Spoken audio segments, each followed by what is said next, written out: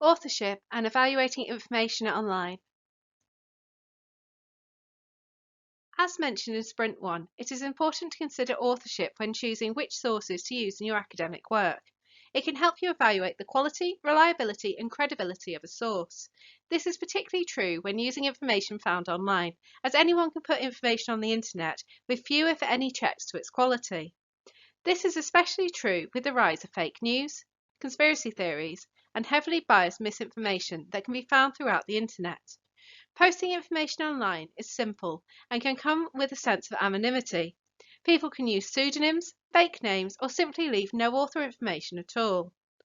Furthermore, we often feel confident that we can just tell if information is true or not, especially when sharing this information on social media. However, in a 2019 study, though 88% of the young people tested felt confident in their critical thinking skills, only 26% of participants could successfully tell fake or misleading news stories apart from those which are credible.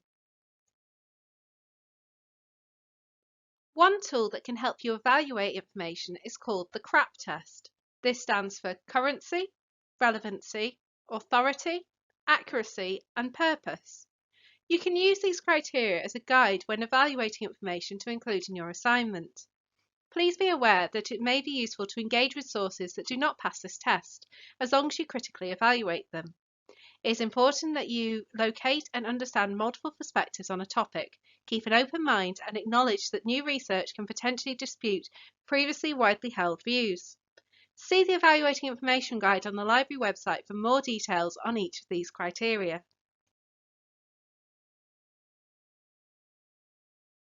I'm going to focus on the authority criteria, which includes authorship. The second video in this sprint will look at purpose. The authority part of the CRAP test refers to the expertise of a source, including the author, creator, or organisation which has produced the information.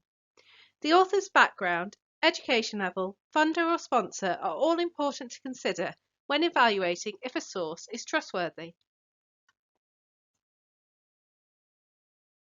Here are some questions you can ask yourself when assessing the authority and authorship of a piece of information.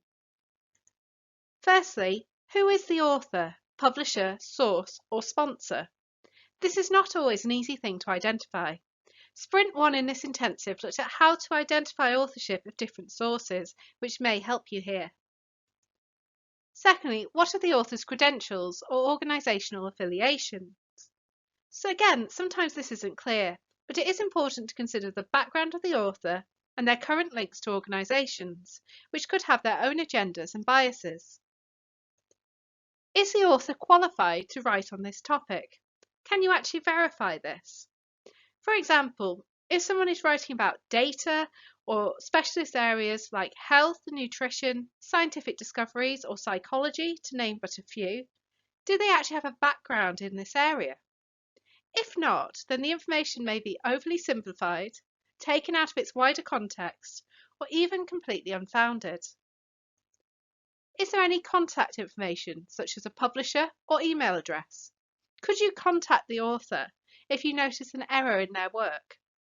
If not, then the author isn't able to actually correct the information they have given, nor enter a dialogue around the information they have published.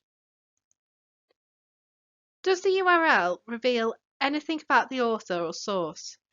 For example, .com, .edu, .gov, .org, or .net. The domain of a website gives you clues around the authorship of the information. Is it a commercial domain like .com or .co.uk? Is it governmental, such as .gov? Or is it .org, which is an open domain commonly used by non-profit organisations, but could be used by anyone?